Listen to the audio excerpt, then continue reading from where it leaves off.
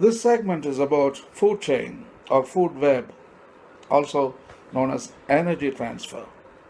As you study more about ecosystems and cycles in life, you will see the terms food chains and food webs. They describe the same series of events that happen when one organism consumes another to survive. Food web is a more accurate term since every organism is involved with several other organisms. Cows might be food for humans, bacteria or flies. Each of those flies might be connected to frogs, microbes, or spiders. There are dozens of connections for every organism. When you draw all of those connecting lines, you get a web-like shape. First, primary producers. Producers are the beginning of the simple food chain. Producers are plants and vegetables. Plants are at the beginning of every food chain that involves the sun. All energy comes from the sun, and plants are the ones who make food with that energy.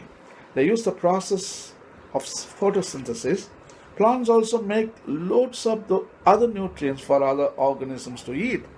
There are also photosynthetic protists that start food chains. You might find them floating on the surfaces of the ocean, acting as food for small unicellular animals. Then comes primary consumers. Consumers are the next link in the food chain. There are three levels of consumers. The levels start with the organisms that eat plants. Scientists named this first group of organisms the primary consumers. They're also called herbivores. They are the plant eaters of the chain. It might be a squirrel or it might be an elk. It'll be out there eating plants and fruits. It will not eat animals. Then come secondary consumers.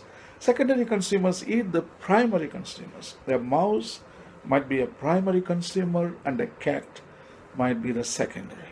The secondary consumers are also called carnivore. Carnivore means meat eater. Next, tertiary consumers. In some ecosystem, there is the third level of consumer called the tertiary consumer. That means third level, omnivore. These are consumers that eat the secondary and primary consumers.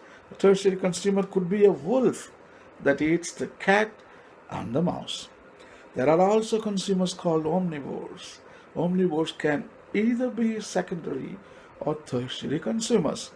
Humans and bears are considered omnivores. We eat meat, plants, and just about anything. The last in the food web is decomposers. The last links chain are the decomposers. If you die, they eat you. If you poop, they eat that. If you lose a leaf, they eat it.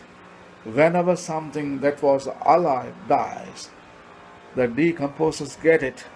Decomposers break down nutrients in the dead stuff and return it to the soil.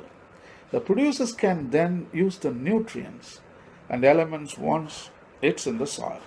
The decomposers complete the system, returning essential molecules to the producers.